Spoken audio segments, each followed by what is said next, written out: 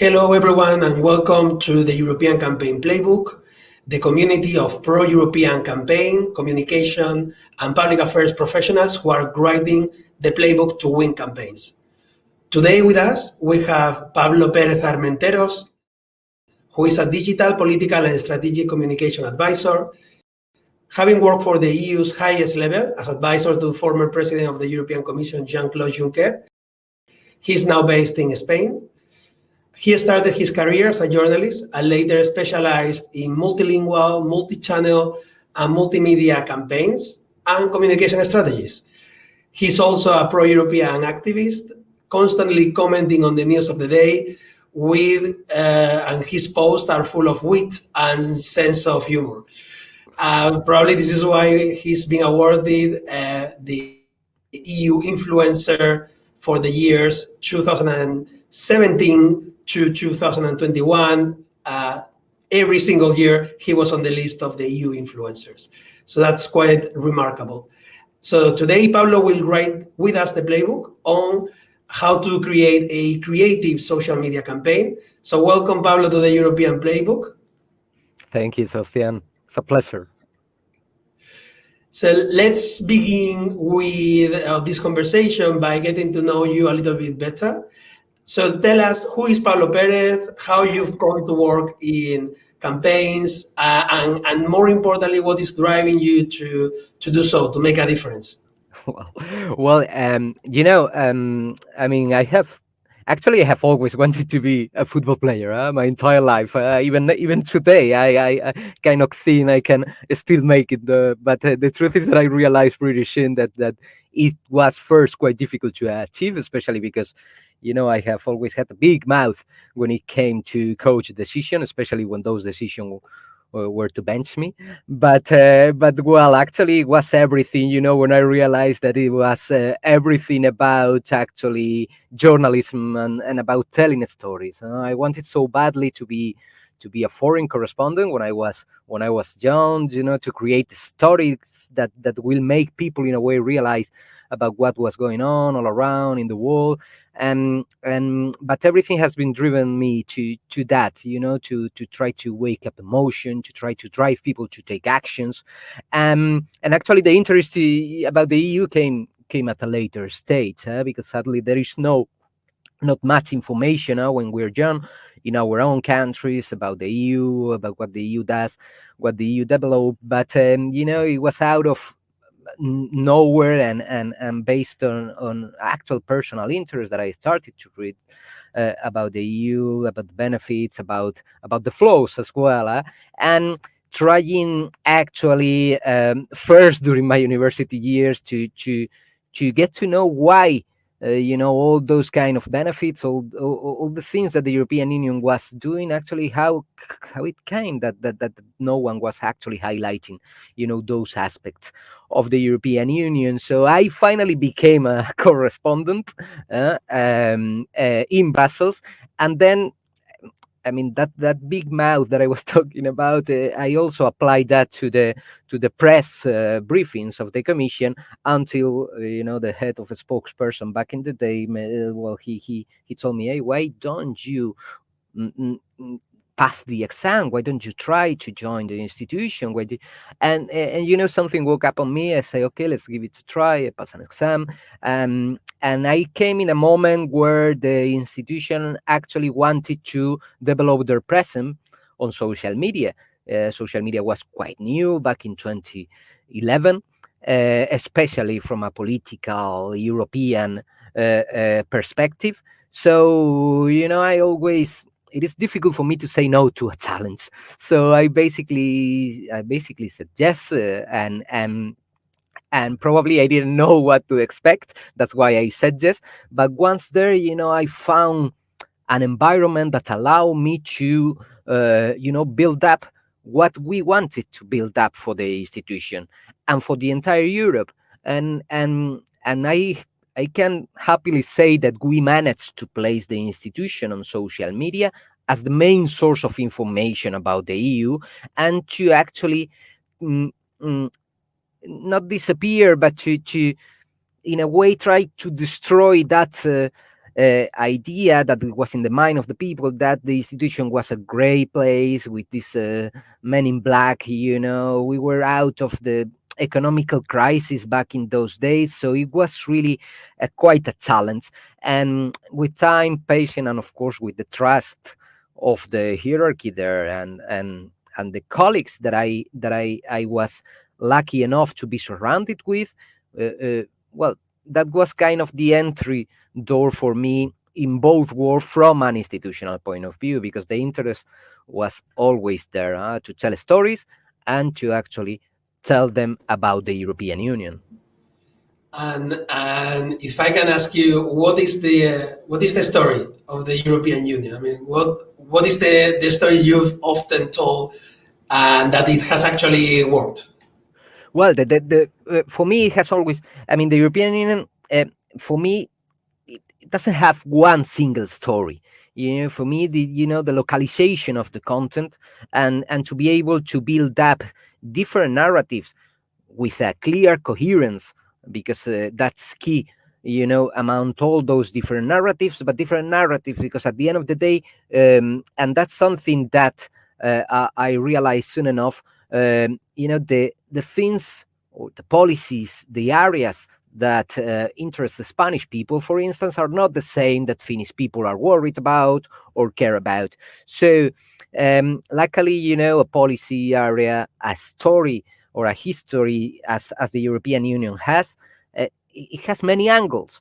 So the possibility to actually localize that content, to present what it was good for every single country or nationality or nations, and to be able to build up something together, because for me that's still, the best example. The European Union is probably the best example of conflict resolution in history of humanity, and for me that's key for the European Union. A bunch of countries with different objectives that sit together, that come out with a shared, common approach for the future.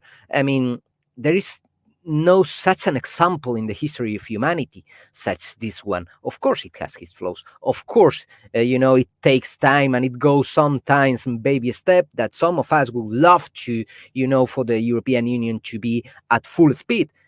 But we need to be realistic. So I have always tried also, to explain, when it comes to narrative, to explain what the EU is, to explain exactly why we are all sitting down around a table instead of fighting down in the battlefield, and how the solutions always came by putting together the different perspective, by listening to each other, and then to arrive and to reach, a common approach that will make us all go farther and go far. And that's, for me, that's the story of the European Union.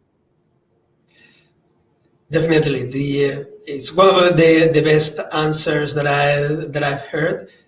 Oftentimes, we come to communicating about Europe with our own baggage, and that may well work with certain audiences. But one of the things that I also learned working within the institutions is that by necessity, you really need to, step into the other person's shoes when it comes even to agreeing on a legislative file or anything. You really need to make that effort, and the same is true for mass communication. I think it's one of the key challenges as well, and well, you've done that beautifully. Everyone, you became quite a character, bringing like very positive energy, bringing sense of humor, also bringing very colorful jackets to the European Commission, and in a sense, you are a creative person yourself. Now, moving on to the topic of the chat today and of this section of the playbook, is how can we create, or how can we run creative campaigns? Is it something that we just need to hire someone like you or have someone creative in the team, or is it something like, a skill that can be developed over time with the right set of with the right set of factors helping. Well, for me, creativity is both. I mean, it's of course a talent, but it's also a skill. But the point is that creativity can be learned, and as well as it can be sucked dried out of people when it collides with some non-friendly environments. But creativity for me is, as I said, it can be taught, it can be practiced, and it can be worked at because it's all about a perspective. Okay, it's a way of looking at things, a way of actually thinking, living, seeing. It is a set of skills and also a behavior, but always with one objective. I mean, you cannot be creative for the sake of being creative. You need an objective when it comes to communication, or to apply those attitudes and those behavior to communication. And it's exactly there where you can find success. I mean, there is of course no such thing as a recipe for creativity, as there is no recipe for success on communication campaign, or not a single, let's say, recipe for communication. I mean, what you need to work out is, the courage actually to speak up and to let your mind fly, to it's also, develop some kind of slightly cynic, I will say, way of seeing life and things around you, and always taking a step back, because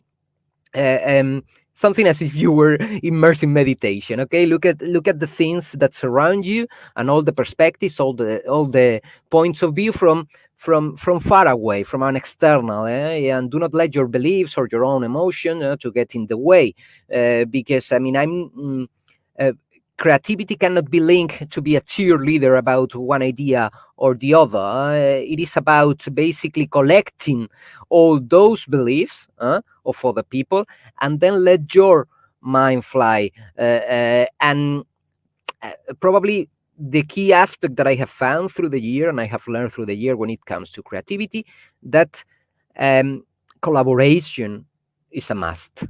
So and I've been lucky enough to work with top communicators in my life that have helped me to develop, or to have the space to develop craziness, creativity, and try to always break the rules. But creativity, can be work, can be tough through the and learn through the years, especially the process of creativity. So you gave us at least some incentive to go and try, and I completely agree with you. I think it's a it's collaboration, is having the right team, the right culture, perhaps within the team, this appetite for risk, because with creativity, I think it comes risk.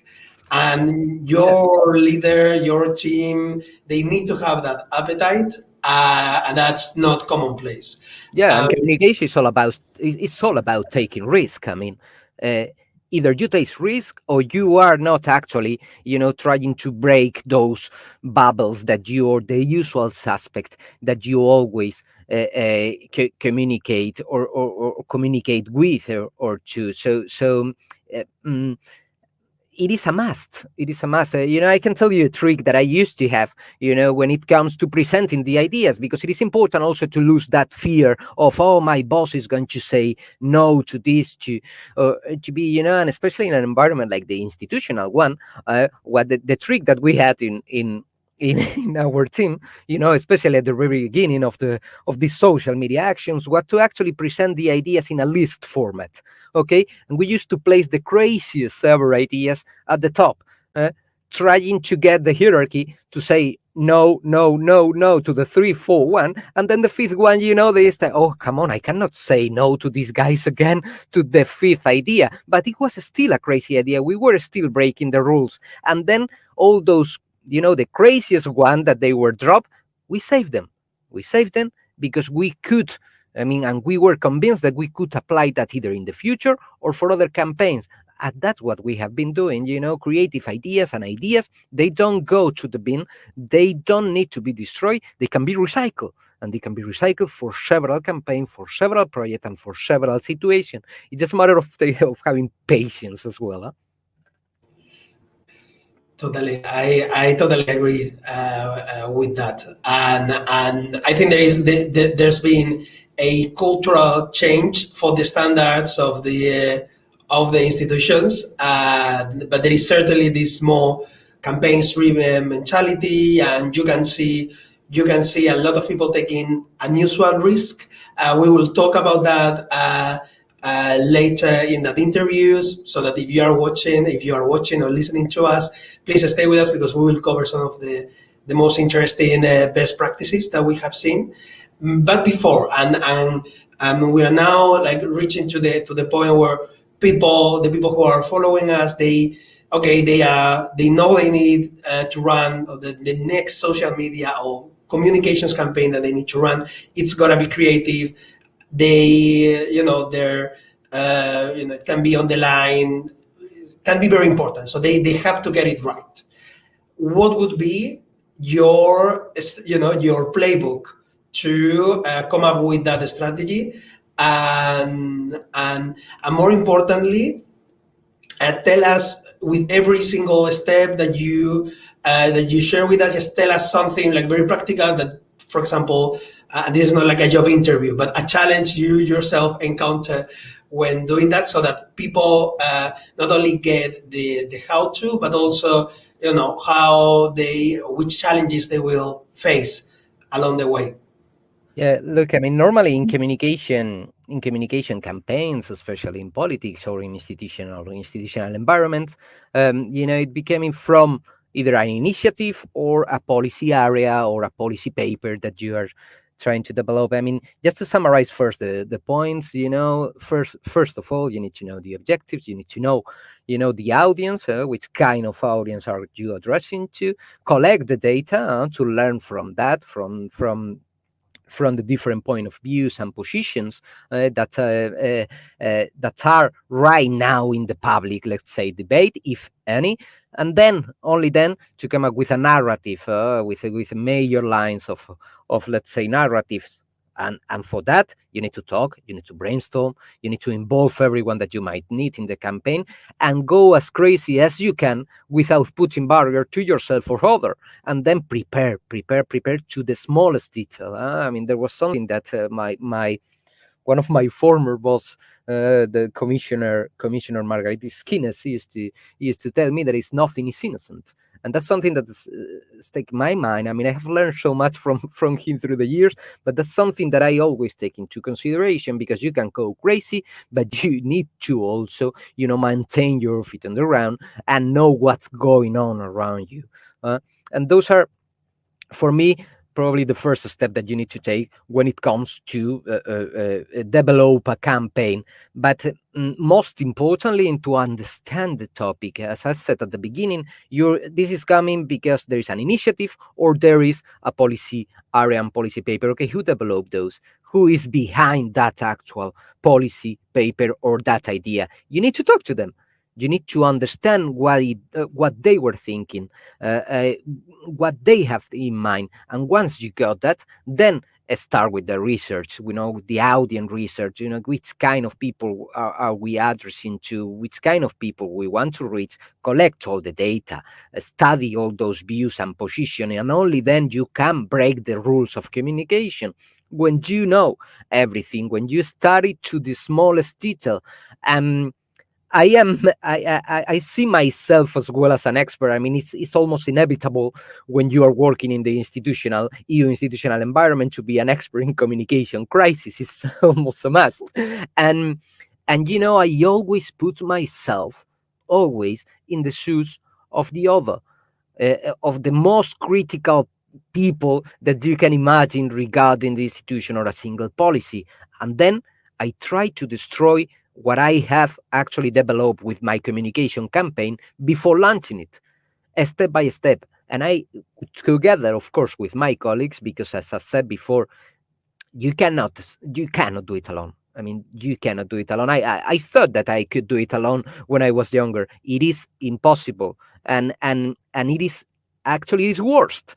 So you need people surrounded you from different backgrounds with different actual creativity even, uh, and also to keep you a little bit, to calm you down when it comes back to confront your own ideas, your own policies, and your own, narrative, and points that you have developed for your campaign. It is a must, because then, only then, you will be prepared for everything that it can comes with a policy area.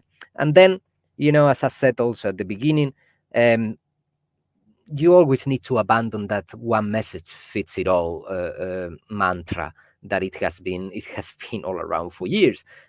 No, you need to focalize. If you have different audiences, because it happens a lot, one of the biggest lies in communication, we are talking to the general audience. No, come on. I mean, we probably we want to reach everyone, of course, 500 million citizens, or more worldwide, but that's not the way. You cannot address everyone with one single message. You need to, go in through the direction of messages. Yeah. And not everyone is the target of your message. I mean, it's No. also the other way around.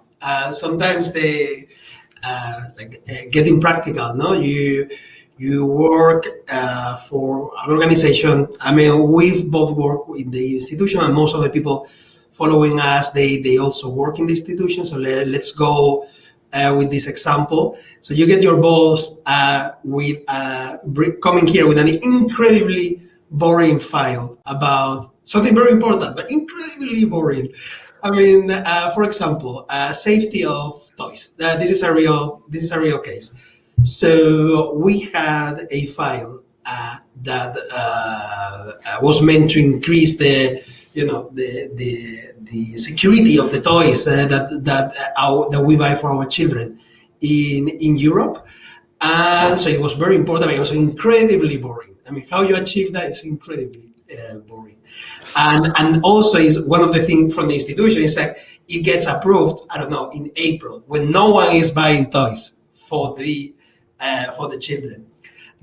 So one of the things that we said is, okay, we tried, we failed. So this is a story of failure, not of success.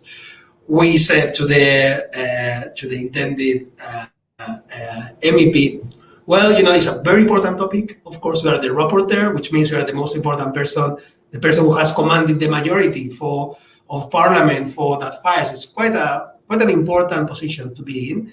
And I would say, but right now it's April, and now we are talking about vaccines. I mean, it's really not the perfect time. So we tried to come up with a campaign to go to the country of the MEP in Christmas, and then do like a PR stunt where we went to a Toys R Us, and then we sort of brought a toy that had the CE brand, so that it means it's safe. Another one that does not, and then just see how maybe a small piece could drop from the toy, and how this law was actually taking the bad toys out of the market. No? So that was our idea. Unfortunately, our boss that time, or the MEP, didn't think so. They said, no, this is a topic that matters to everyone right now. So we have to do. I want to do a video. I want to do a press release. I want to do this, and that. I mean, you smile because you know how it works. The commission should be also a very interesting place in that regard. And then I think it's the responsibility of the communicators to at least put that idea on the table. And of course, it's also in the end, we are not standing in front of people asking for their vote. So we are not the most important people in the room. The most important people in the room are the politicians. But it does not go well most times. So how do you? So in this situation, I mean, have you encountered this situation? How have you tried to to go around it. I mean, when you work in, and you know better than me, Sebastian, when you work in politics and in communication, I mean, you develop or you need a resilience that nowhere ever seen, and the history of communication, it has been built out of failures. I mean, it is not that you wake up and you reach the wall and you manage to be a successful communicator. First of all, because your boss, your MEP, your the president, they are not going to listen to you. I mean, you need to be, as I said, patient, and then you need, of course, the courage to keep pushing those ideas and keep putting those ideas on the table. And then when they decide that that's a no-go, collect the data, and for the following time, try a different approach. For me, it has always been important to present to politicians, to hierarchy, the possibilities and the scenarios. I mean, yeah, we want to do A, and this scenario A is going to bring you these benefits, and these are the risks. And then, they can analyze. And when the decision is taken, okay, let's try to make out the best out of it, because of course they are giving continuously to communication advisor, to communication people, a framework to work in. I always needed to know the red lines. That's what I always ask. What are the red lines for this campaign? Of course, it's not ideal to talk about toy safety during April.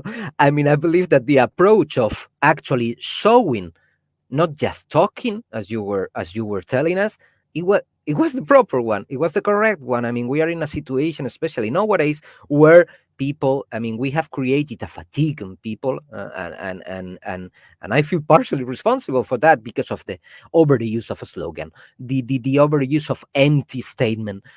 People need to see what you're doing, and if you're not doing anything because you cannot, then they need to know why. You need to explain things to them. And I realize over time as well that being useful and being practical for the audience that you're trying to reach is key, is one of the key for successful communication campaigns. Definitely.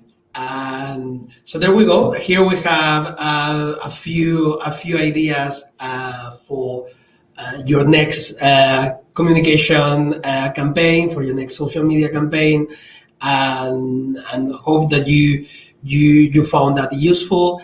I also want to spend sometimes the last few minutes of our chat to talk about best practices, and I'm very interested in knowing from your experience what are of course, the campaigns that you have done, and we can actually talk about the one you did for the intelligence, for the intellectual property agency. And it was very, you could see that you were behind. But also, what have been other campaigns that you have looked at and you have said, I wish I could have been part of that, or wow, I couldn't have come up with this idea. I will start by one that we couldn't do, that it was participated in the Brexit referendum as an institution. We wanted, President Juncker wanted, everyone in the Commission wanted. We were so ready with messages, with direct communication strategies, with the capacity actually to help out. But well, David Cameron said no, so we stepped back, and we tried to do it in a different way. And Juncker regretted it Yeah, of course. publicly. Yeah. Yeah, Juncker even regretted it to have listened to him. I mean, we are not going to discover the world. The relationship between Juncker and Cameron was not the best one. It's never been. I mean, Cameron was actually one of those head of state that said no to Juncker when he was about to be appointed head of the European Commission after being voted by the citizens. Let's not forget that the first and only so far Spitzenkandidaten, but also Juncker has publicly said tons of times that that he has met two destroyers in his political life. One was David Cameron, the other one was Gorbachev. But that Brexit campaign, we were ready. And especially we were ready because we knew what they were about to do. We exactly knew how they were about to focalize, localize a specific content based on lies for a specific people. And actually that um, that's something that I wish, I have come up with. That way of localizing content that the Brexit camp did, the Leave camp did, it was an amazing strategy from a communication point of view. Of course, it was based on lies. Of course, it was for the bad reasons or the bad purposes, but still, the way of actually, checking out what were your interests and then giving you the piece of information that you needed to, follow the objective that I was following. It is a good approach in communication. It was successful. uh, we couldn't participate of that. We couldn't prevent that to happen, and it is a pity. And Juncker actually said it to Cameron directly. If you organize a referendum, you are going to lose it if we don't participate. It was a pity. I recently reflected on that in the context of the recent elections that we have seen in Europe and that we are covering as part of this community. The Dutch general election right now in Germany, and we see that exactly Europe is not part of the conversation. And when I had when I had a chat with few people here in the institution, they said this is actually good because no one wants the EU to become too political, because it could be, no one understands what the EU is about. So very much insecurity. It had to do more with insecurity than other. But I disagree because I was living in London the years since 2011.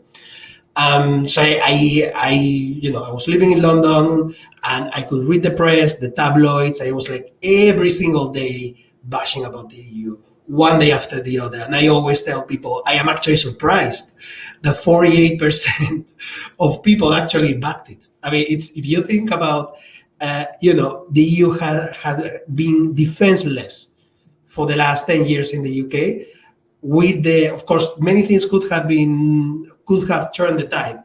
First and foremost, responsibility lies at home. In my view, Jeremy Corbyn, it was awful campaign. He could have changed enough votes to be above 50%. So responsibility lies at home, and Corbyn, I think is what he did. He won't regret it. So probably Juncker was right, but third on the list could be Jeremy Corbyn. Of course, Cameron, because he created this whole mess out of nothing. And but then the EU was simply, no one was defending the point of view of the EU, and there were like 3.3 million Europeans who were like, "Hey guys, the reason why we are in the UK is because the borders are open. We come here to work. We pay taxes. If you start changing all these things, if London starts losing international business, European business access to the market, then we go to Dublin, we go to Brussels, we go back home because we are immigrants. I mean, we are mobile. We are not so committed to this land. So I mean, you're gonna lose out on that, no? If only, I mean, and now we're seeing what is happening with the NHS. I mean, it's awful. Every time that I think about Yeah. the Brexit referendum campaign is just Yeah, don't understand. it's not only the consequences of populism narratives, it is as well, as you say, when traditional parties decide to join that game.